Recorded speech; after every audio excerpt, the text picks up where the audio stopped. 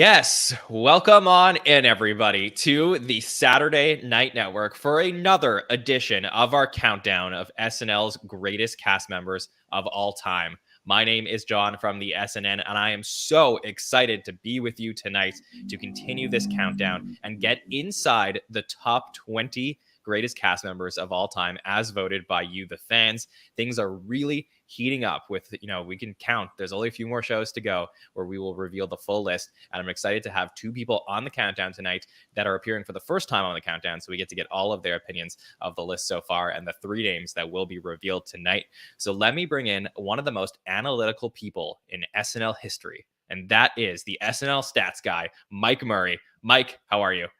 I'm doing great, John. It's so fun to do a podcast that doesn't require 15 hours of prep. So this is going to be great. It's going to be fun to talk about SNL.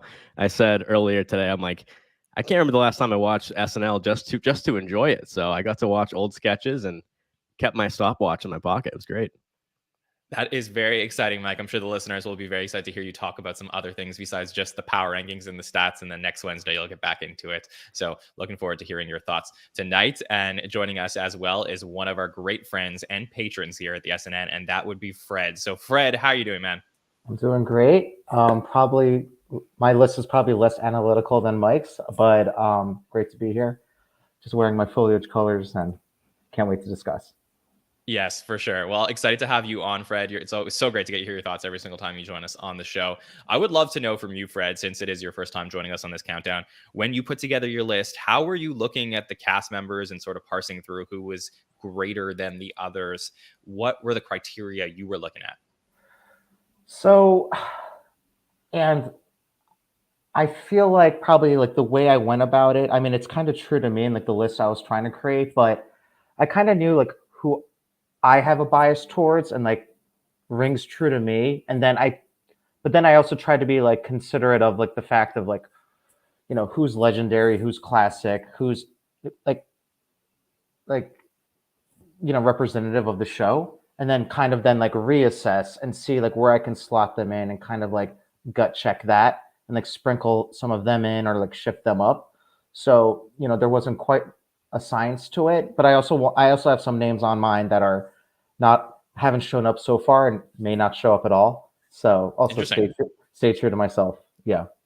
Yeah, so it sounds like legacy is really important to you when you're looking at these cast members. And I think to your point, once we are done the countdown in about 6 weeks from now, we will also reveal some of the honorable mentions, people who came close to making the list. And I'll talk about some of those people who I was on my list that didn't make the list either. So we can get into all of that once we reveal all the names. But Mike, as somebody who looks at the show the way that you do, I'm very curious how you put together a list like this for yourself.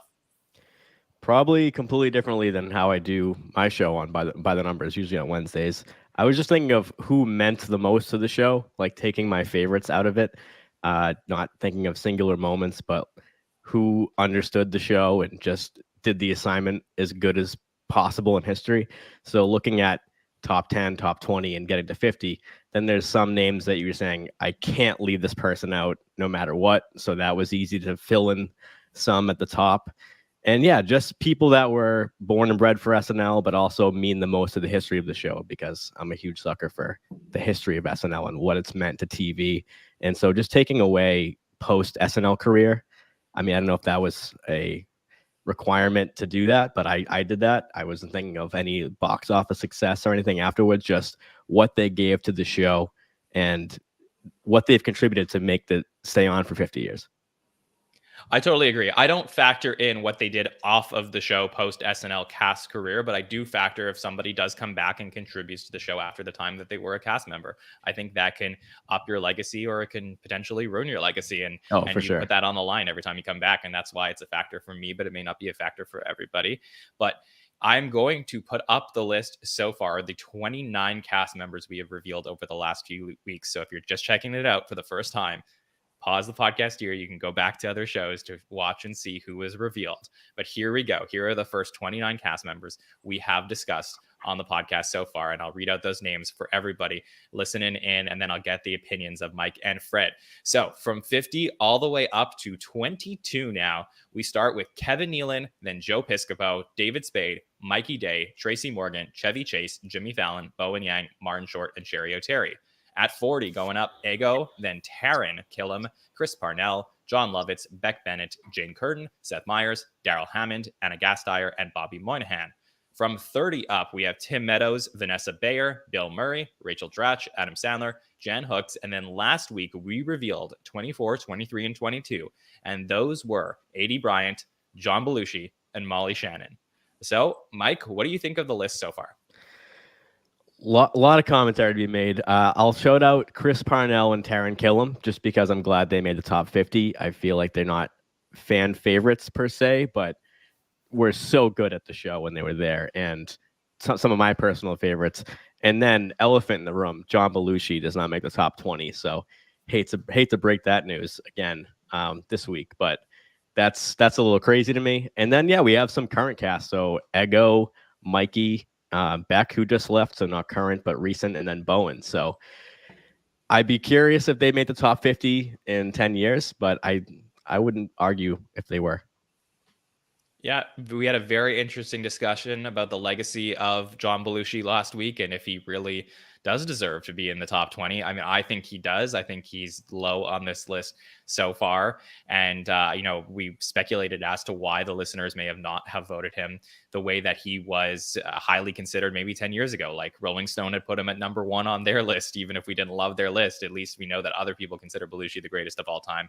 And I think Bill Kenny said you could definitely make an argument for Belushi. So he's a very interesting name that will be cemented as potentially tainting this list down the road. But Fred, what do you think of the list so far, 22 through 50? Yeah, I think it's pretty good. I agree with a lot of people on a few of them that are way too low, and I was very surprised, like Belushi, Murray, and then there are like a few names that didn't make my list, and they never would have. And it's one of those things where like, is that worth sharing? Does it help anyone?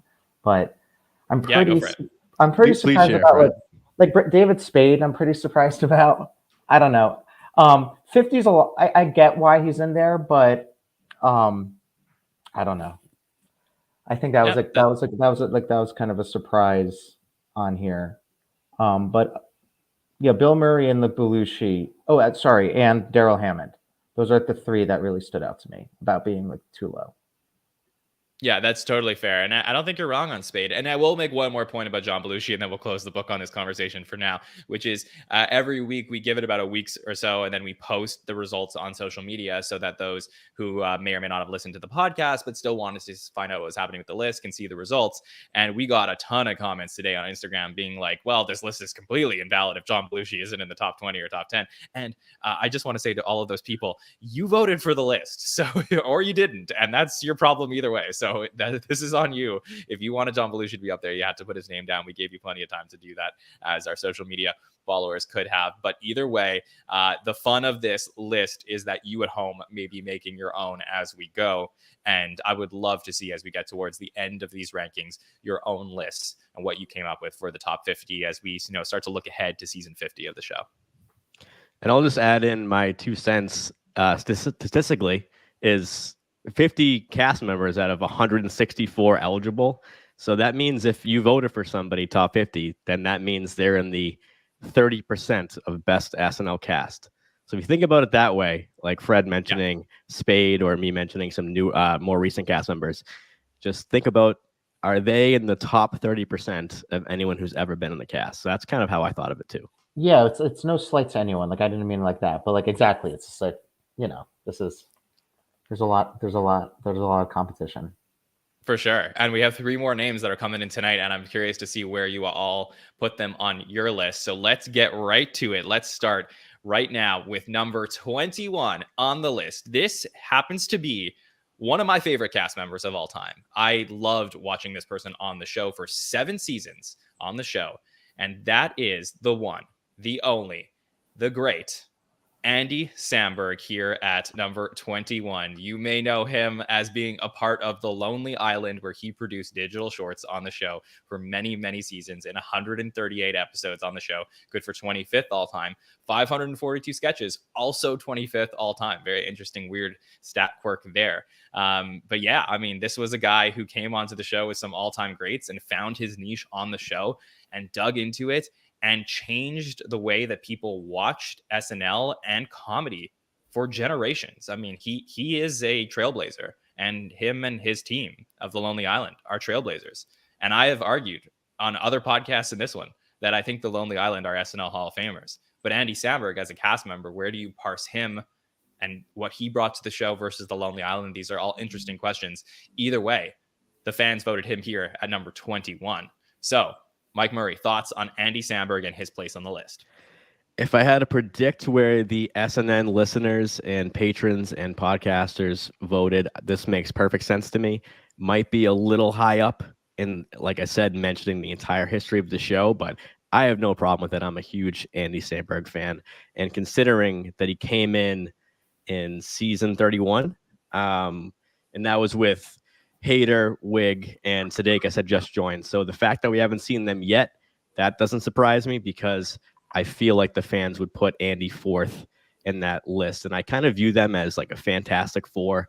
So maybe Sudeikis being like Mr. Fantastic. And I feel like Andy Samberg would be like the Human Torch of that four. And a lot of energy, very different. And 21 makes perfect sense for Andy Samberg. Fred, what about you? When you found out that Andy was going to be here at 21, what were your thoughts? I was so excited and happy, and I think it makes sense. And it's good that he's. I think it makes sense just because like what he and like The Lonely Island did for the show, like changed the show forever. Like to your point, and I also think it brought like a new energy and like a lot of like new viewers, and like just like a new kind of format, or like at least refined it. So I really do think like actually his mark on the show, is huge. So. And like our fan base too. Like I think like I'm not very surprised, and I think it's pretty fitting. I have such an interesting relationship with Andy Samberg, because when I first started watching Saturday Night Live, he was, I'd say him and maybe Forte, but, hand in hand. I think that Andy contributed to my comedic sensibilities and the way I view the show more than any other cast member, because he was so goofy in everything that he did, and the digital shorts, and being in high school and being able to produce videos that were similar to not to say that they were exactly digital shorts, but in their vein, I think was something that impacted me so much. And it wasn't until I got more sophisticated in my Saturday Night Live viewing that I understood that maybe Andy Samberg is amazing at one aspect of SNL. Like he carved that niche, and he was probably the best to ever do it there. But as a sketch performer, compared to his contemporaries, certainly lacked in, high quality live sketch performances, I would say. And you have to start thinking about things like that. I mean, his impressions that he did, you see 54 impressions on the board here. He was not a great impressionist, even if he did a lot of them. Like, a lot of them were all versions of Andy Samberg. Biggest recurring character on the board, beyond the digital shorts, is probably Blizzard Man, which wasn't overly celebrated. So I think there are considerations here, to your point, Mike, that he doesn't dominate the show when he's on it, except for the fact that you knew most weekends you're going to get something great from Andy, and that's going to be the one thing you're going to get great from Andy that week. Absolutely. I mean, imagine taking that away from his resume, then Andy Samberg would not be top 50. But with Lonely Island, you could argue top 20 or top 30 for sure. I mean, I think Lazy Sunday is one of the most significant moments in SNL history. To this day, I know every word. In 7th grade, I had a summer camp, like field trip at the end of the school year, and a friend of mine and I performed Lazy Sunday a cappella as a like talent show segment. No music, couldn't recreate the beat, but we knew all the words. So I was Andy, and my friend Kevin was Chris Parnell. So to this day, I still know every word.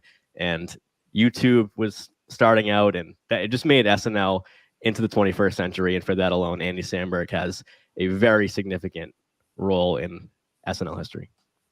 100%. I mean, I did a short called Lazy Friday that was in the vein of Lazy Sunday. And like I'm that young Jewish white boy who thinks he can rap, thanks to you, Andy Samberg, because you convinced me that I could. And I just think the fun that he had on the show radiated through the screen. And I see some people in the chat mentioning that just really brought this energy and life to the show that was really lacking in those few seasons between Will Ferrell leaving the show and Andy coming on with Kristen and Bill and Sudeikis and all those favorites. So really, I think there's a lot of positives here Fred, any other thoughts on Andy Samberg and the discussion we're having? Well, first, I just wonder how many hundreds of Lazy Fridays there are on YouTube from like kids from high school.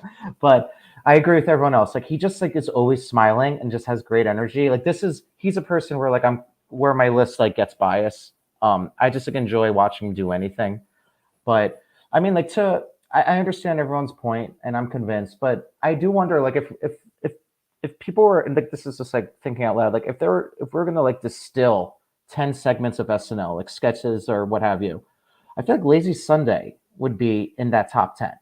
And it's a very difficult discussion, but like if you think about that, that's wild after nearly 50 years. Well, but I also think Dick in a Box, as many times as you have all seen it, I think is one of the best sketches in the SNL history. I mean, yeah, to me, it's like a perfect sketch. So, and that's just a couple of the many, many great ones that they've produced. The quality was so high that they just continue to be celebrated. And, everyone who's come after them, now I guess it's been over 10 years since he left the show and Lonely Island stopped producing shorts. Like everyone who's come after them has been compared to them, right or wrong. And I think that's going to continue to happen for as long as SNL is on the air, is that whenever you have somebody who's creating film pieces for the show that could be somewhat similar to the Lonely Island and Andy, they're going to be brought up in conversation with them. So it's just the legacy factor for Samberg on the show, I think, is so, so huge. Yeah. We look at the criteria every single week between the different cast members, and mine are, were you built for Saturday Night Live? Do you have the stats? And what is your legacy? I mentioned, I think legacy is super strong for Andy Samberg. Was he built for SNL? I'm going to say not exactly. I don't think, similar to what I said about Seth Meyers, I don't think if Andy Samberg was on Saturday Night Live, I think he would, made movies or TV shows. You saw how great he was in Brooklyn Nine-Nine. I think Andy could have found another path to making it big. So I'm not going to give him, 5 stars for saying that he was built for SNL, even though he found his path on the show.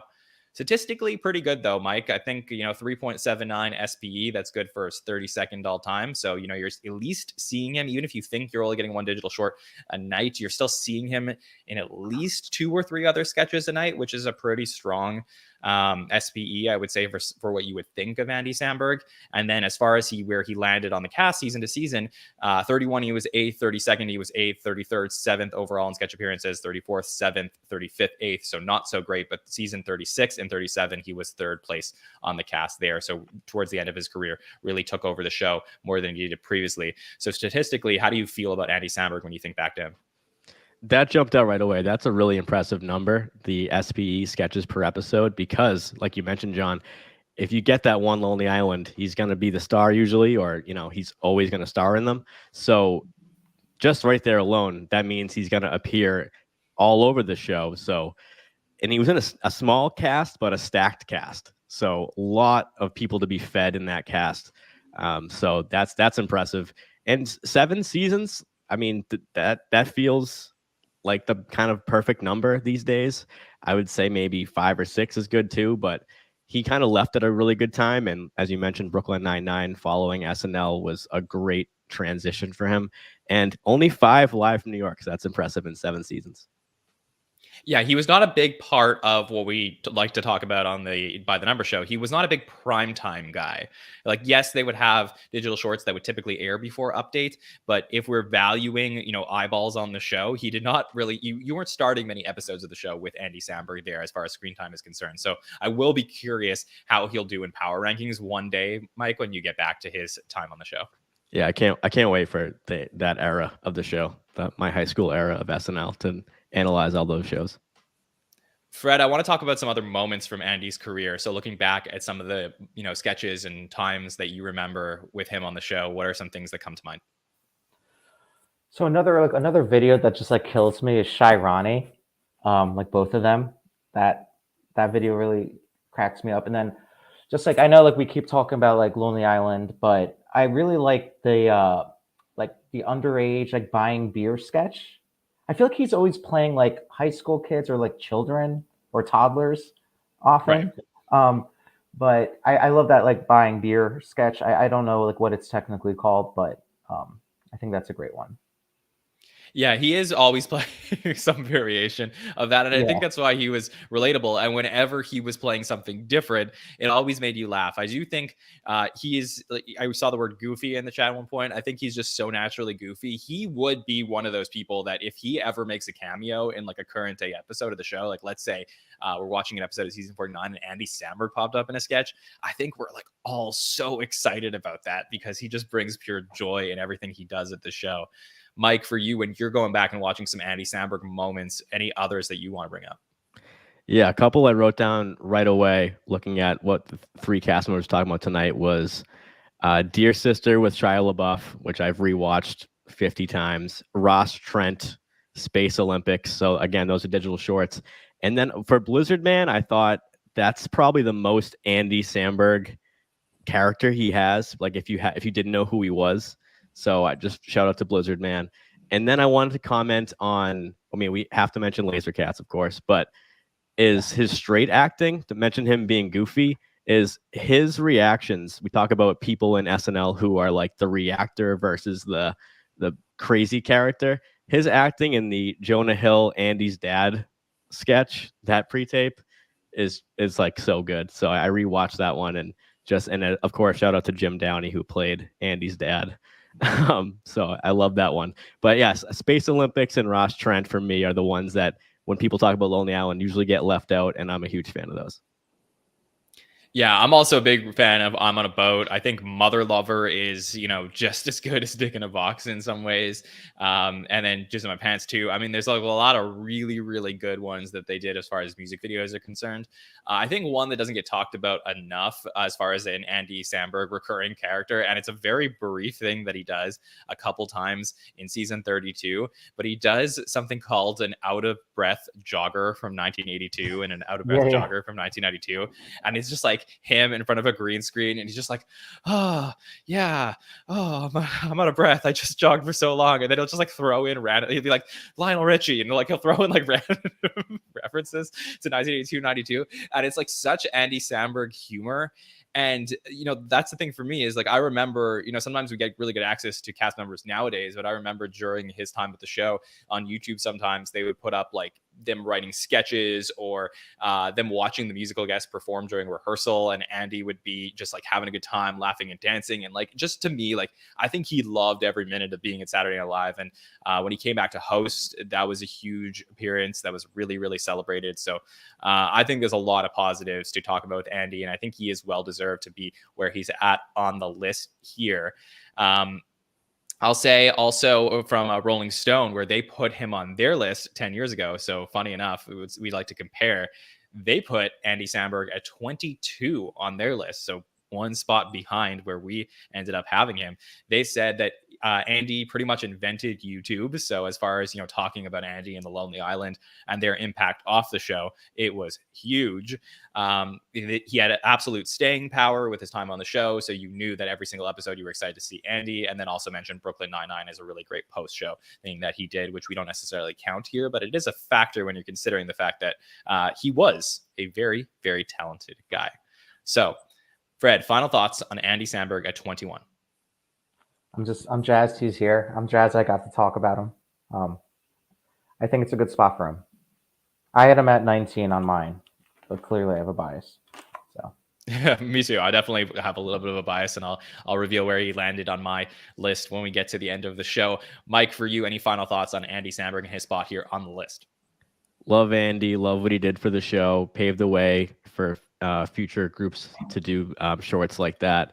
And I want to just mention SNL has this tradition of when they have an impression and then bringing the real subject of that impression back to the show to interact with the cast member doing the impression.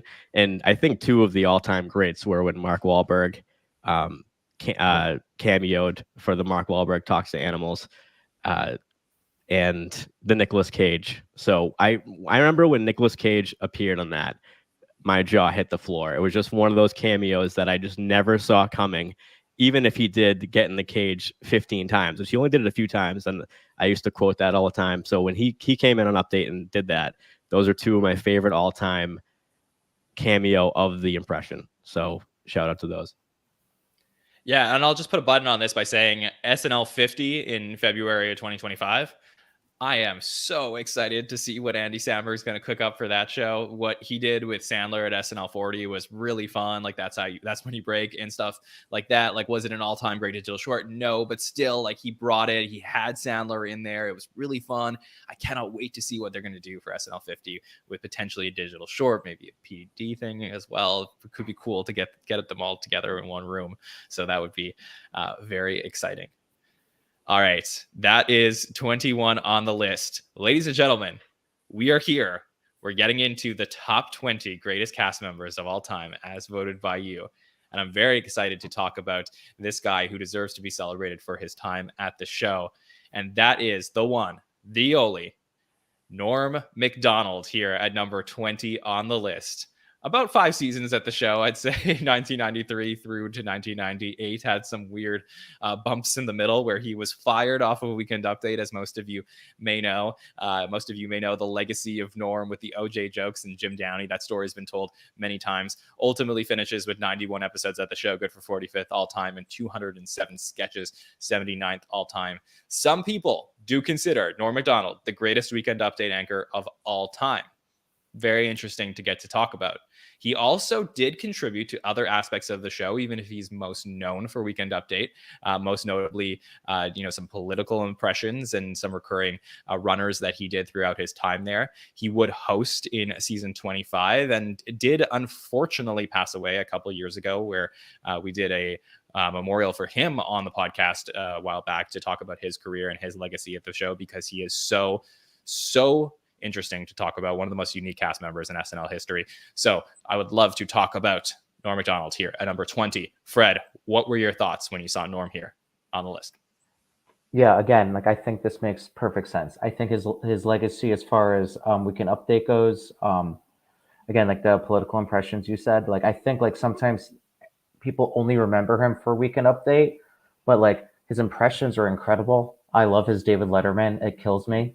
And then obviously Burt Reynolds, like I think you mentioned, or like you implied Bob Dole, and then like also like in sketches, I think he has like a really interesting like demeanor and tone and sense of humor that I feel like I don't remember seeing with anyone before him, at least not in that way. So I love everything he does, and like seeing him on screen and like just the way he sounds. So I think this makes sense. Yeah, I think he has one of the most interesting story arcs of a cast member in SNL history, coming in towards the end of a legendary era at the show, basically being the highlight for most people during a dark time in SNL history. And then, carrying through, going through this mid 90s thing where OJ is all anybody could talk about. And then he is most remembered for the jokes and really being the one to go all in and just say, well, all right, well, he did it. And then the network forces him out. And just, to me, like, I didn't know what I was going to get. I heard about the legend of Norm MacDonald before I watched him on the show. And to see it, it's even better than you could imagine. Just the way that he tackles Weekend Update on a week-to-week basis, and some of the stuff outside of Update that he produces to the show that nobody really talks about. So, Mike, for you, what are your memories of Norm MacDonald and his time on the show here at number 20 on the list? Well, I was pretty sure when I saw these three that this was the reason that I was on tonight. That's why John booked me for this show, because Norm MacDonald is my favorite comedian of all time. I quote him every day. No one gets it usually, but I adore him. I miss him so much. I was lucky to be at his last taping of his special in Boston, and he's just, the iron horse of comedy for sure. For SNL's sake, probably the hardest to rank, because I think his legacy since has made him more popular, especially in the past 5-10 years, with people being able to watch Update now, not live, and laugh at his jokes, because I don't think he was that popular at the time. People like him a lot more now. Underrated sketch performer, so I'll throw that out there. My favorite Update anchor, but I'm biased because I love him so much. And yeah, number 20 it makes sense to me. I probably, even though I'm obsessed with the guy, I probably wouldn't have put him this high on the list, because his SNL career is very strange. And I don't know if he was a great cast member, but he's a great comic mind, a 1 in a million voice. And just my favorite guy ever. Yeah, I do think he's high here on the list, if I'm being completely honest. I think that, since his passing and the legacy factor, I think that boosted him up here. 20 is high, but it's not very, very high. Like maybe for me, he'll sort of end up towards the 30 mark as opposed to the 20 mark. But I would probably put him above most update anchors who were known primarily for update, just because his contribution was so strong. Chevy, who, helped start Weekend Update and built that legacy, often remarked that Norm McDonald was the guy who just like took it in a whole other direction and doubled down on everything that Update could possibly be. Seth and Jost and Che, they brought Update to different levels than we could have imagined in terms of longevity and the type of segments they did on the show. So it is something to sort of analyze because it's so one specific aspect of the show, but we do have to talk about some of the other moments, including, like Fred said, I alluded to earlier, Bob Dole, that impression that he did on the show, that was a very viral impression at the time. So that was really, really popular. His Burt Reynolds impression that he did on Celebrity Jeopardy. Yeah. I mean, there's no as great as Daryl and Will Ferrell were, Norm is such a big part of some of those great moments in those sketches. So, there's that. The Larry King runners that he used to do. I mean, those things, just clipping them out, and you could put those on social media now, and everyone would watch a Larry King runner, even if they don't remember exactly who Larry King was, and be like, what show is this from? Who is this person doing Larry King? And where can I watch more of this? Because they were so funny. So to me, there's a lot of really great things here. Was he built for Saturday Night Live? I'm not exactly sure. I mean, I think that he definitely had moments where you could see that this is a great medium for him, but clearly off the show, as Mike alluded to, I mean, he could go and do sets all around the world and people would flock there to watch him because he was such a great and unique stand-up. So I don't think he needed the show necessarily. Statistically, 2.16 SPE. I guess that's a little bit to be expected given that he was given the update role post Kevin Nealon. Was really low in sketch appearances as far as, season to season, always like 13th or 14th and 10th. But again, never padded those stats, but really made an impact when he was on the show. So to me, he is a very interesting case study to review and discuss. Fred, any moments for you when you're looking back at some of the sketches from Norm Macdonald's career that you want to make sure we talk about? Yeah, so when I was reviewing some of them, I want to stay away from political impressions and Weekend Update. So, one I really liked was the West Side Story one, where he's the only one that is how does everyone know all these songs and how to dance perfectly. That's one that really stood out to me because it's it'd be one of those things where if you kind of came to your senses and it wasn't a movie, we'd all be thinking. So I really appreciated that one. That is a great sketch. Yeah. And to Mike, your point, I was just gonna say I totally agree with you. Also, that Norm and also Andy, they didn't need to be on the show, but I think it was good to have their perspective and somebody more like them, made for the show. Absolutely. Mike, what about you? Any other moments from Norm's career on SNL that you want to talk about? Well, I have to talk about Larry King News and Views, because if you're a Norm fan, you know that his relationship in regard to Larry King is so funny.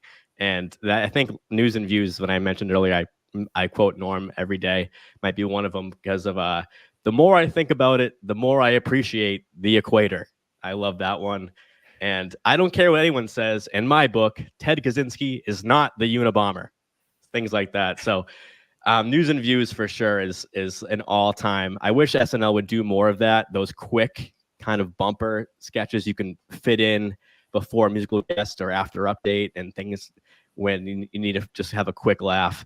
The Sarcasm 101 was with Matthew Perry. That was a great one when Matthew Perry is teaching a course on sarcasm and Norm is the one who just doesn't get sarcasm. And then there's a one where I just refer to it as Mr. Dictionary, but it's kind of the 5 cast members playing themselves. It's Farley, Sandler, Jay Moore, Norm, and maybe I'm forgetting the 5th one. But when they're at the polar bear cage and they keep falling in, there's blood spraying, and he's arguing about maybe with Tim Meadows. I think that was the one he was arguing with about why he's being called Mr. Dictionary.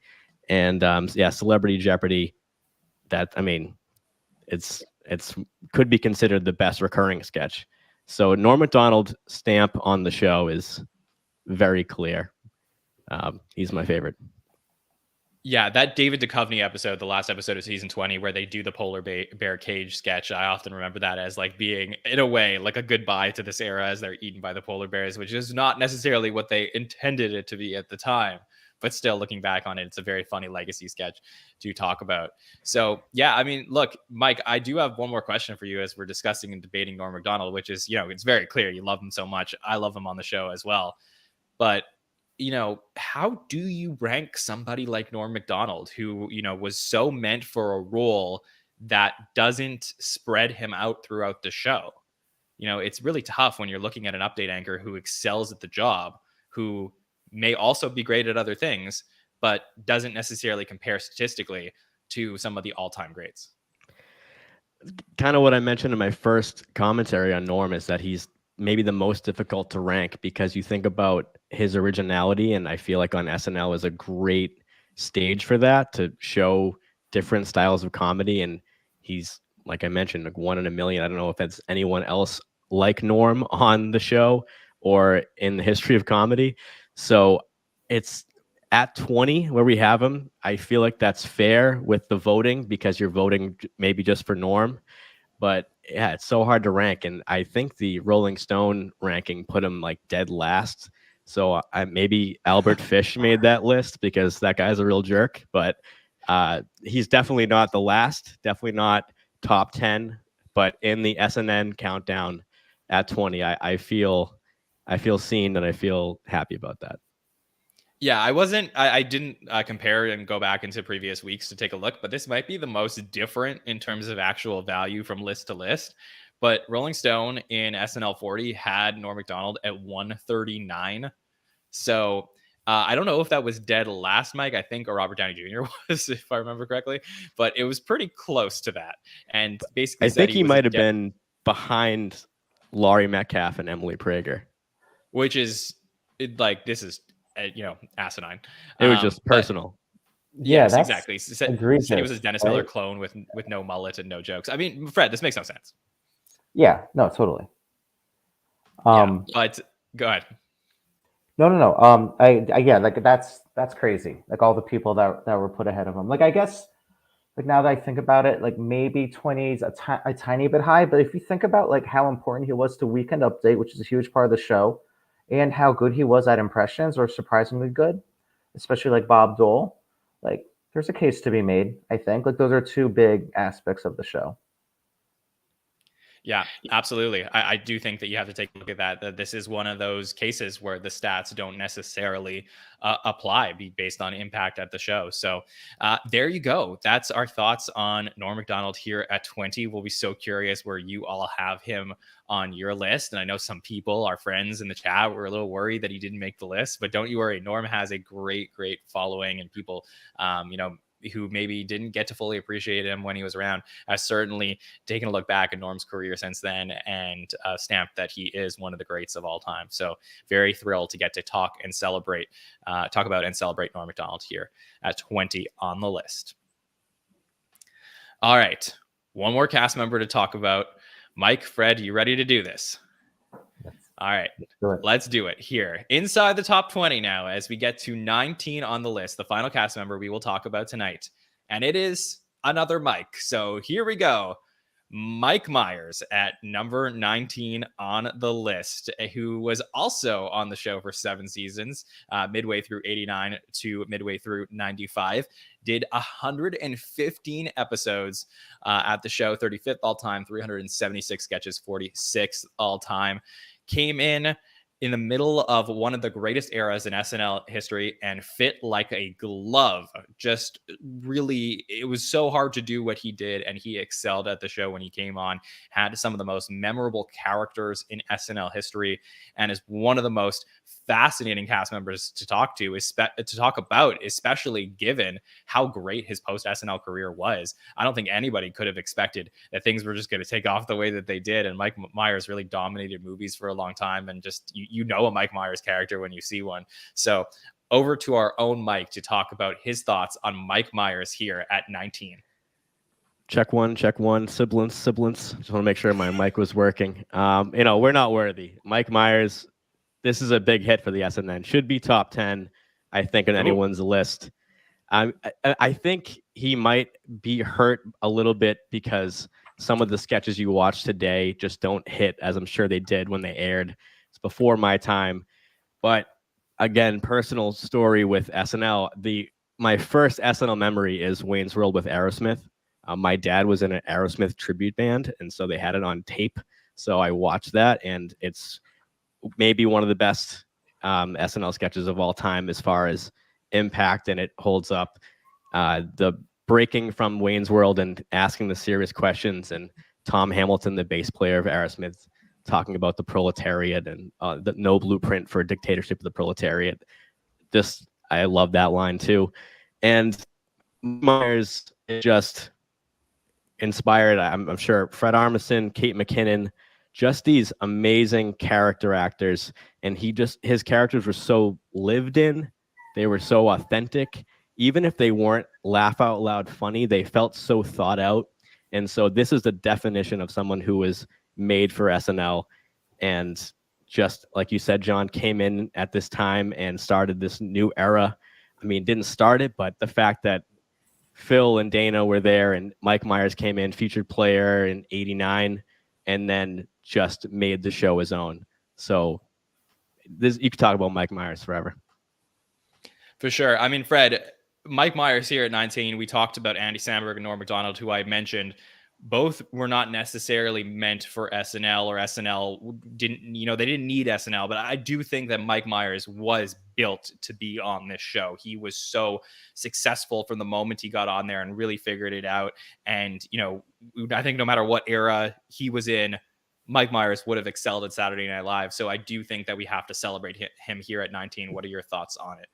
I couldn't agree more. Like I love Mike Myers, and I'm trying to like net out like my personal bias towards him. Like Wayne's World and Austin Powers defined me when I was growing up, and he's just incredible. I couldn't agree more. And I just really love I like also like how he like brought his own like background into so many sketches, like the fact that his parents are from like the UK. I like when somebody does that. Like it's kind of like his like unique spin on things. But yeah, like I had Mike Myers ranked higher. This is kind of like just a crazy thought. I almost like wonder, like, do people like remember him so much more for his career after the show that there's it's a counterintuitively like, is there like, does it harm him in a way, or like, do people like forget about him on SNL? Do you think like there's something like that? I think, and this is, I think this was a discussion I'm going to probably reference on one of the roundtables that happened on the SNL Hall of Fame podcast. And maybe Thomas, who's in the chat tonight, can back me up on this. But I once had a very interesting debate on that show about Mike Myers versus like somebody like Andy Samberg in The Lonely Island, who we got to talk about tonight. And I just think that like Mike Myers to me wasn't a first ballot Hall of Famer, but he is a Hall of Famer. And I think that the reason he's not like right off the bat, like the greatest of the greatest, has a lot to do with the fact that he is on a cast with, to me, 3 players who are like notably in another tier in Phil Hartman and Jan Hooks and Dana Carvey. Even though Dana and Mike make such a great team together, I just think that those 3 dominated the show in a way that Mike didn't. And Mike did so many sketches where he's on his own, like Sprockets and Linda Richmond, direct to camera, that it's like there was a Mike Myers sketch section carved out in the show where he wasn't as good at as others as being part of an ensemble. It was really like the Mike Myers show in a way that some of those other cast members weren't. So I think maybe that is some of the criticism of what we're talking about here with Mike. Yeah, like that. He has so many sketches. I noticed that also where he's like alone, or just like him and the host, like when he's playing like that kid in the tub, Simon. Or Simon, or like with Nicole Kidman, he's playing a child. He's always playing children. Also, he's like Andy Samberg. Yes, like he's always like kind exactly. of playing, like young characters, I guess. Sometimes. Yeah. And then like, look, when you see him with other people, I mean, like, look, him and Dana, I do think like, you can argue who's really the star of Wayne's World between him and Dana. But I think like when you see him in sketches that are more ensemble pieces, like how he was in the Superfans sketch, the Bear sketch. I mean, Farley like dominates that one in a way that sort of like grabs the attention away from a guy like Mike Myers. And I do wonder, like, I do feel, and if you go back and you watch a lot of those seasons, I do think that, he is not excelling in sketches in the way that he did when he's by himself in those sketches that he's with like a Farley or a Phil Hartman or sometimes Dana. So I think it's just a very fascinating thing to talk about, a guy here who is so great at Saturday Night Live, but maybe not as great as some of his contemporaries who you have to credit first. Mike, what do you think of all this? With just the previous discussion, I mentioned Kate McKinnon probably being influenced by Mike Myers. She just reminded me of him a lot for reasons just discussed, that would eat up a lot of screen time, be the leader of a sketch, and be on screen the entire sketch, because I look at that all the time. And I feel like, yeah, some of his sketches seem kind of cold. Like there's just not a lot of warmth, and I attribute that to his characters being so authentic that you don't really feel like you got to know him too much. And an example on the other end is his season 22 monologue, which is one of my favorite monologues when he came back to host and, going backstage with other cast members and Lauren. So that was an example of really seeing him just be Mike Myers, not a character. Side note, Linda Richmond scared me as a kid. I don't know if anyone else in the chat or listeners did. Why? Too. I just thought that character was scary to me because I don't know, just me. But like I said, Mike Myers, I think, is easily top 10 and might be considered top 3 best character cast members. So John, you have on the screen, he played 17 characters. I would have guessed it was probably around 20 recurring characters. And he played Wayne from Wayne's World 20 times while he was in the cast, and came back and did it 2 more times. And so it's one of the most prolific SNL characters, and then one of the most successful SNL movies. Yeah, I that's so interesting, Mike, because I do think that you are probably higher on him than most people. Like top 10, there are like a lot of really, really good cast members in the history of the show. We're going to talk about 18 more of them. So for you to have him in your top 10 means that you really value character work on the show as a criteria for you. Is that what it is?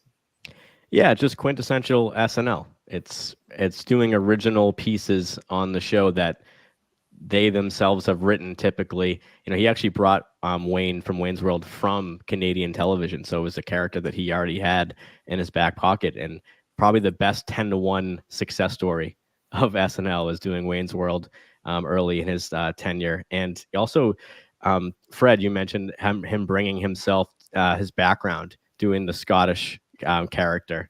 What was his name? Stuart Rankin. So he did that in his second episode on Update, and then it recurred more later. So yeah, I just think of, again, when you asked me at the top of the show, John, how I would rank it, it wasn't always my favorites because we just talked about Norm and I gushed about him the whole time. And Mike Myers, I would not consider to be one of my personal favorites, but I'm thinking of best SNL cast members. I just think Mike Myers is someone that comes to top of mind really quickly for those reasons.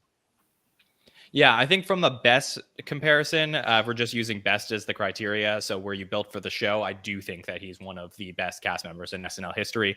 Greatest is interesting because you have to start to factor in some of those statistics. So 3.14 sketches per episode. So that is lower than a guy like Andy Samberg, who we discussed earlier, 55th all time. As far as where he ranked in terms of sketch appearances compared to his contemporary season to season. So season 14 at 9th, season 15, 8th, season 16, he jumps up to 4th, 17 at 5th. So those are the high marks there. Then 18 and down to 9th, 19 down to 7th, and 20 down to 12th. I know he left partway through, and there's also some Wayne's World filming in there, Wayne's World 2 as well. So, just he did peak. It's, probably halfway through his career, which is sort of what you look for in the typical arc of an SNL cast member, but didn't dominate statistically. Legacy-wise, I do think he has a strong legacy at the show, especially in terms of Wayne's World and their characters. The fact that, like, if we were to open up any episode of SNL, even just today in 2023, and it's, two guys from Aurora, Illinois, and you get to see that, Phil Hartman voiceover there. And starting off the show, I think everybody gets chills a little bit to see that appearing on the show. I think that they had them have their own sketch during SNL 40 was a really, really big deal.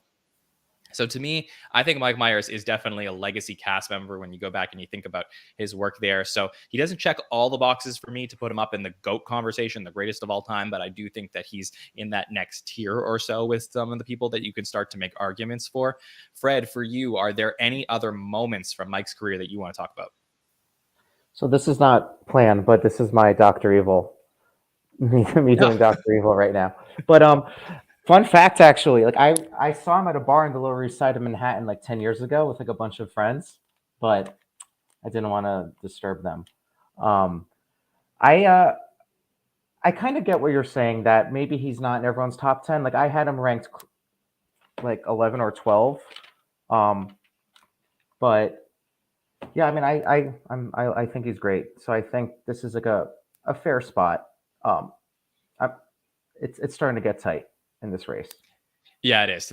It's hard to start to parse through these. And speaking of that Dr. Evil impression, I mean, it's often been talked about that is, either his or controversially Dana Carvey's impression of Lorne Michaels that he ended up warping into Dr. Evil. So, I mean, that's one of those things that has been discussed over the years, or at least, talked about in lore, that's the reason that Dana and Mike didn't always get along for so many years, is that Mike took Dana's impression and ended up using it for Dr. Evil. So I think, there's a lot of fun there. And obviously Mike's been on Fly on the Wall over the last couple of years and done some really great interviews, and he's somebody I love to talk to about the show because his mind is just so brilliant when it comes to SNL. So very, very fascinating here. According to our friends at the show, on the show tonight, Fred and Mike, they say that Mike Myers is probably a little bit low on the list.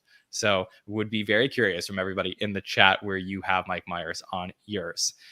To compare to Rolling Stone's list, they actually had Mike Myers at 4 in 2014 or 2015. They said he was an absolute genius at the show. So number 4. So we have a much lower on our list. I think that's a little bit high for Mike Myers at 4 overall. I think there's a lot of really great cast members, and we'll talk about them as we go. But I will give you my list in a moment. Mike Murray, final thoughts on Mike Myers at 19. I think we mentioned a lot of the good moments. Middle-aged man, I watched a couple of those today just because I remember liking that character. Maybe an example that it's not as funny now, but just shout out to that one. I was actually not the biggest fan of Sprockets. I don't know how you feel, John, but maybe again didn't age well. But I'm trying to think of the context of the show. And I also just like a good sports team, want to give some deference to cast members who are in this elite cast. So we mentioned Dana Carvey, Jane Hooks, Phil Hartman, John Lovitz, Dennis Miller, Kevin Nealon. They were all in the cast when he came in. So to come in there and take the show over, more or less, is just huge. So Mike Myers, I mean, I think his name just synonymous with SNL. And then talking about career after with Austin Powers and Shrek, then being one of the biggest earners post SNL with like Eddie and Sandler. Yeah, 100%. So that is it. That is number 19 on the list tonight. I'm so excited to continue the countdown and talk through the top 18 cast members of all time. But first, before we leave tonight, we have a segment that we do to wrap up every single week here on the show where we have revealed the list so far, the 32 cast members, and I will give you my list of where I have the cast members put in and slotted in so far. So I will reveal my top 32 so far. And again, just to remind the listeners, the list is fluid, so we can move people up or down depending on what you think or what Fred or Mike think. And you can convince me why I'm right or wrong about these people. And ultimately, at the end of the countdown, I will give you my final top 50 list. But here we go. So on the left side of the list, we have our current list that we've revealed 50 through 19. I will read you my list so far, 32 all the way to 1. And from the bottom, I have David Spade last on my list. So yes, Bill Kenny, I see you in the chat. I thought about it all week long. You are right. Marty Short comes back, hosts the show 4 times. It's very close to the 5-timers club. He is, despite only being on the show for 17 episodes, 17 seasons, he'd definitely be up there, but 17 episodes. I will give you that. I put him above David Spade there. So he is up to 31 on my list. So David Spade, Marty Short, Bowen Yang, Tracy Morgan, Ego Wodem, Chevy Chase, Mikey Day, Sherry O'Terry, and Tim Meadows. Then we have Adam Sandler, Seth Meyers, Jimmy Fallon, Taron Killam.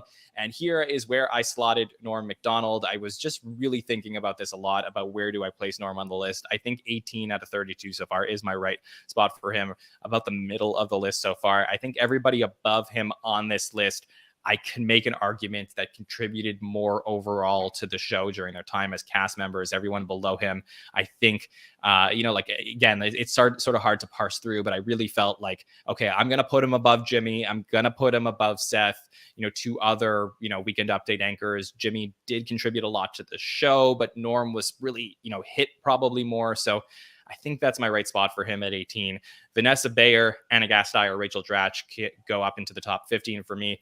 Then goes Kevin Nealon and Chris Parnell, Bobby Moynihan and Beck Bennett. And my current top 10 is Aidy Bryant, Molly Shannon, and then Andy Samberg is here at number 8. Again, not the greatest sketch performer. There are people below him who are better at live sketches on Saturday Night Live, but based on legacy, overall impact, and carving out a spot at the show, I do think that he deserves to be in that upper tier of cast members that we're going to be talking about.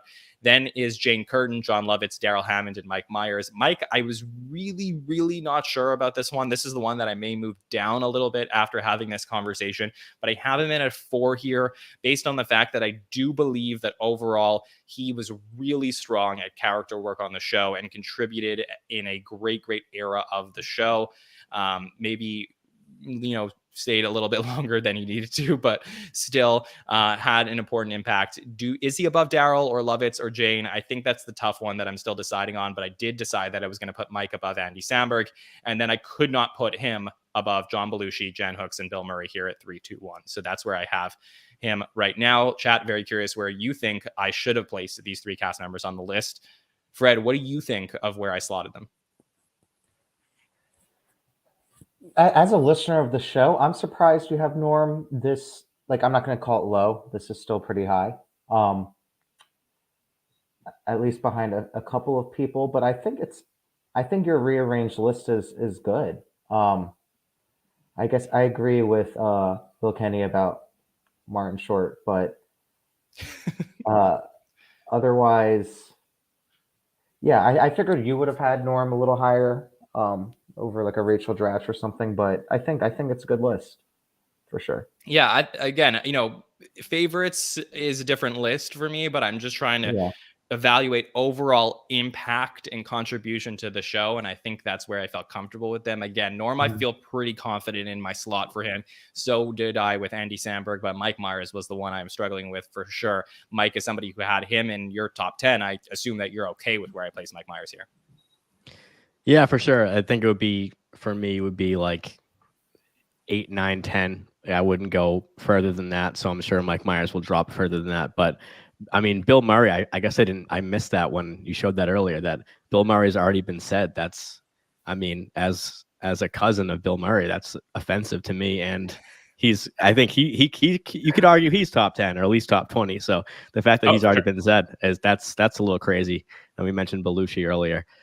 I love to see. I mean, if this was the top 3 period, Bill Murray, Jan Hooks, Belushi, it might be a little interesting. But those are all great picks. And then Andy Samberg in your top 10 right now. No surprise, John. You think he's high on my list? Well, I just knowing you so well that I'm not surprised that he could be top 10 period, and I would be like, all right, that checks. That tracks. Yeah, I mean, if we're talking about like favorite cast members of all time, he's top 2 for me. But, right. Yeah. But he finishes 8 on right, this right list behind Justin Timberlake. Yeah. Yes. Exactly. That you nailed it. Pseudo cast member. Yeah. So there it is right now. So like I said, I mean, I'm not going to futz with the list too much over the next few weeks, but if I decide to move people up a slot, like Bill Kenny's been imploring me to do with Marty Short over the last few weeks, I finally did it. Might move people down a little bit. Like I said, still thinking about where I want to place Mike Myers overall, and we'll have 3 more cast members to contribute to this list as we get to the top. We're going to have 35 people on the list next week, and we'll be into the top, 16, 17, 18, top 16 next week on the list. All right. I mean, this was so much fun to get to do this show with both of you tonight and talk to you about these 3 cast members. So I really appreciate you both joining me and everyone here in the chat as well. Fred, thanks a lot for joining us. Anything that you would like to plug to our listeners? No plugs. Just happy to be here. Thanks so much. This is great. Awesome. Well, pleasure to have you on the show. And we're going to have a couple more patrons joining us throughout the rest of the countdown as well. Mike Murray, very excited to have you back on the Stats Grind next week. So we are back to our regular schedule starting this Saturday with host Timothy Chalamet and musical guest Boy Genius, where we will be back with the Hot Take Show at 1:10 a.m. on Saturdays, Roundtable on Monday, By the Numbers with Mike on Wednesday. And then we have our next edition of the countdown next Thursday, in addition to a patron sketch breakdown exclusively for the patrons at patreon.com/the SNL Network. Mike Murray, why don't you plug those By the Number shows and tell people what they're missing if they're not checking it out? Sure. And first of all, just huge round of applause to you, John, and everyone at the SNN. Like, this is such a no-brainer, but at the same time, a lot easier said than done. So to do a top 50, who but us to do, So I trust our patrons and listeners and podcasters so much, and their opinion just really resonates with me. So thanks everybody who voted. This is a really quality program, so happy to be a part of it. And yeah, By the Numbers, if you haven't heard of it, it's just a show of sports talk radio about SNL. So every stat you could want to know about the cast and the show, we do screen time, breakdowns, appearances, and just measure everything about the show, because it's just a fascinating case study. It's the most interesting, if not the best show of all time, in my opinion. And it changes week to week. It's live. By the Numbers is the best show of all time. Is that what you're saying? Maybe top 35, but SNL is top 1 in my opinion.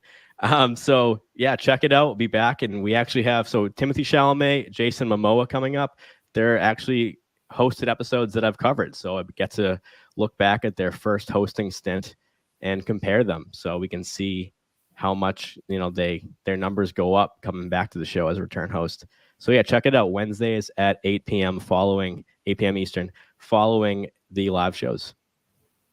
Absolutely. And I will be back on By the Numbers this week. I'll check in with Mike and Victoria to talk about where we are at with the power rankings so far this season. So looking forward to that, Mike.